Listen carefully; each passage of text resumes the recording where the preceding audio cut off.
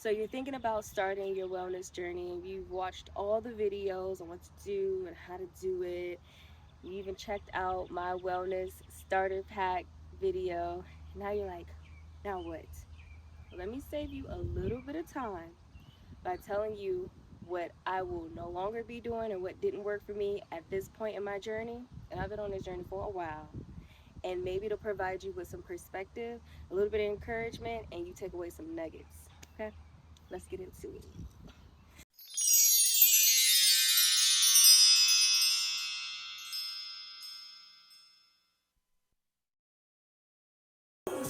Nigga, not a rapper. Chopper hit him and he turned into a booty clapper. Smith and Wesson, the 4L gang reppin'. We done baptized. Before we get into what we gotta get into, you know I gotta make me a matcha. My friends got me this everyday matcha. It's 100% Japanese green tea powder.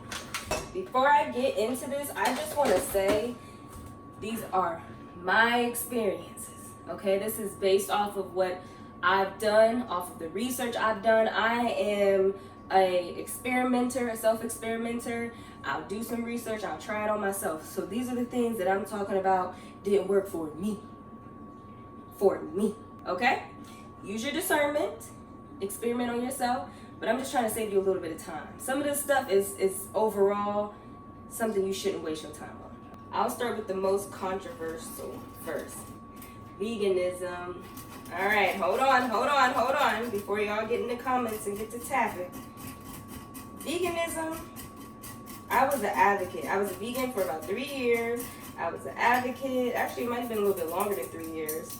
But I was an advocate for it. I still think people should try it for themselves. I, like many people, started for health reasons.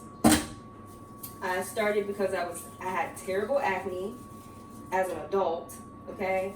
I had gut issues, bloating, constipation, just not the best digestive system. And like many others, I thought going vegan would help that because if you think about it, it's just plants and vegetables, nuts and grains, right? So with veganism, what I did notice is I had more energy, that is true, and I also had more clarity. I didn't see major improvements with my acne. I actually think my acne got a little bit worse, but I didn't see improvement with my acne, and I didn't see much improvement with my digestion. And those were the reasons why I was doing it. And don't get me wrong, once I started watching videos about the animal cruelty and how terrible they were treating animals, oh, I need more water. I definitely added that to the list. But my main reason was because of me wanting to be healthier. I lost a lot of weight. Like a lot of weight. I was probably like 120 something pounds. And since I really didn't see major improvements in those areas, I didn't necessarily see the point anymore. I did have guilt because in the vegan community, it's just like, you know, it's kind of, it's almost like a little cult a little bit when you first get into it. Oftentimes people think when they start their wellness journey, like that's the first thing they gravitate to. It's like, all right, now I gotta be a vegan. I would, if you don't mind, I would suggest that you just pay attention to what your body likes and don't like. Oftentimes we think, oh, I'm feeding my body all these fruits and vegetables, so I have to be the healthiest that I can be, and sometimes that's not the case. Ooh. It's a little messy. I don't know why I feel like I'm being rushed. There's nobody rushing me. There's nobody here, but I feel like I'm being rushed.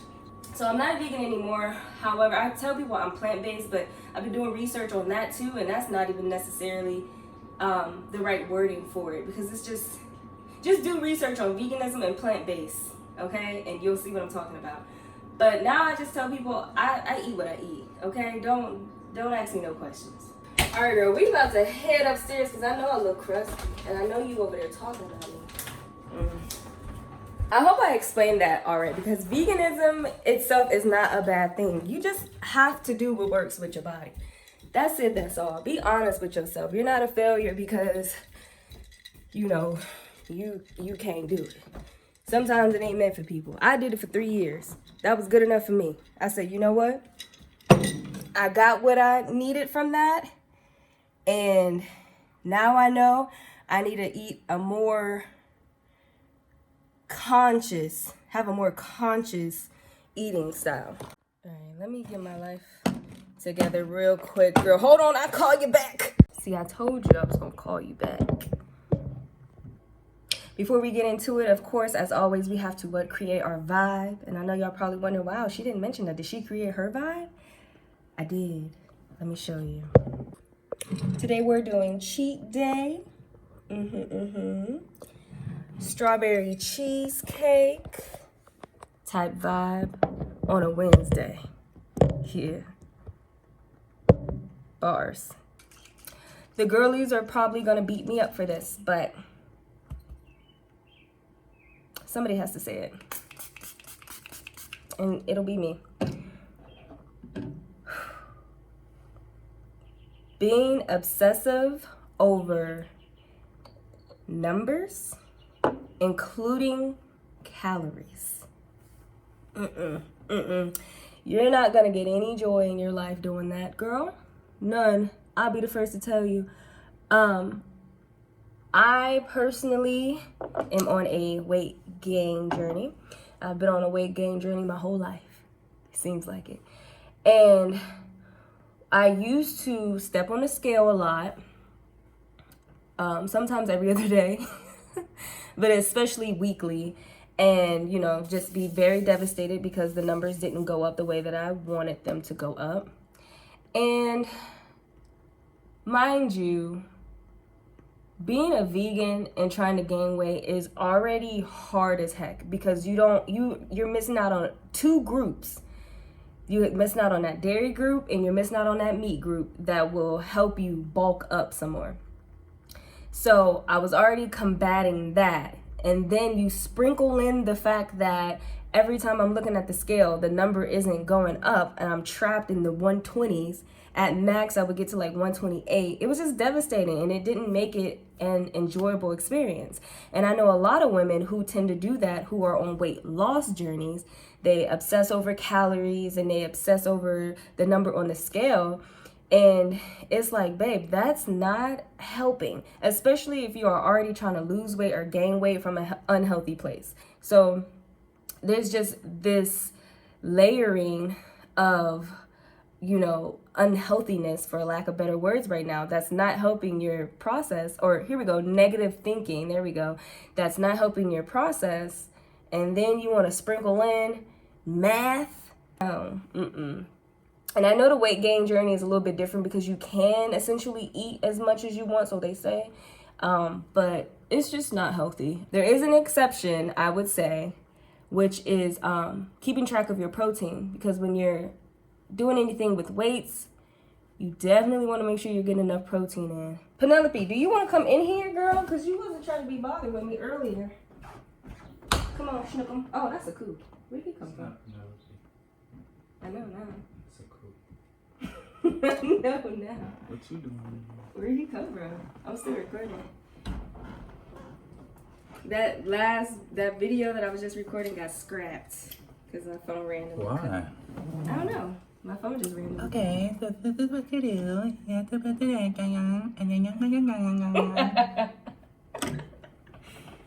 Ooh, refreshments. All right. So let's get back into it. One thing about being on a holistic wellness journey is realizing that there is no such thing as a quick fix. Some things may work a little quicker than others, but a quick fix, it is not. There is a wellness version of the things you should buy videos, and I was finding myself in that hole deeply. I'm talking chlorophyll, which does have its benefits, but it's not a quick fix, okay? You need to clean out your insides. What's the other thing? Oh, L-glutamate. The best thing you can do for yourself on this journey, like I stated in my wellness starter pack, is go and get your blood work done. Go to the doctor, get all the tests done, and figure out what you need to work on. What's low, what's too high. And then from there, You can start to figure out what foods to add in, to take out, what exercises would really help you out, etc., etc. But to see a video on TikTok and it's someone telling you to get this pill because it helped with depression is not necessarily the best move. Maybe your vitamin D levels is just super low and you need to up your vitamin D level. And in order to up your vitamin D level, you have to figure out what foods will help you absorb it better. You know? Do y'all hear that crackle?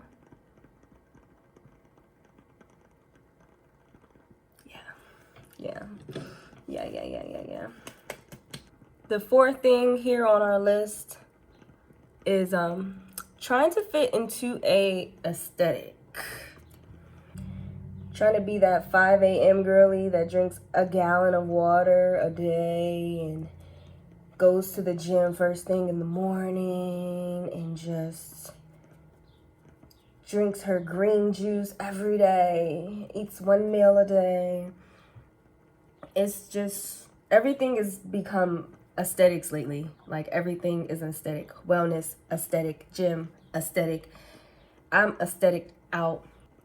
I just realized, you know, seeing people's life being perfectly curated into an aesthetic wasn't really good for my mental health. I'm good. I don't drink a gallon of water a day. If anything, I drink half my body weight in water because that's what works for me. Listen to your body. Drink when you're thirsty. Drink when your body says drink. You know, if you can get up at 5 a.m. and go to the gym first thing in the morning, do that. I love that for you. If that's what makes you happy, genuinely happy, I love that for you. Do it. And don't get me wrong, when I worked, I tried it. I would go with my partner to the gym. He would go at like 5:30, so, and I'd go with him. But you know what I realized? I realized I had just as good of a workout going at 7 p.m. And actually, it worked out a little bit better for me because then after the workout, I have two options. I got a little burst of energy so I can keep going if there's other things that I need to do for the day, or I can start to wind down and get ready for bed. You do what works for you. That is so funny. Old people on TikTok is hilarious. Y'all are so freaking cute.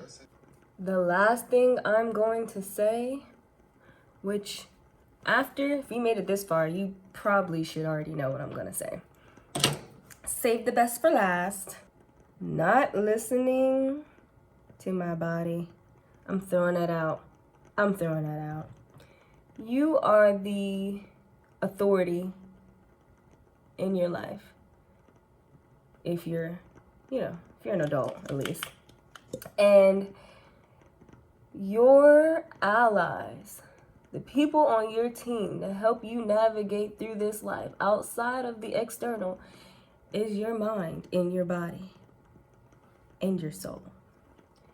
Not listening to them, especially your body, will have you in situations that you don't belong in. It'll have you doing diets that are actually more harmful to you and your body and your well-being.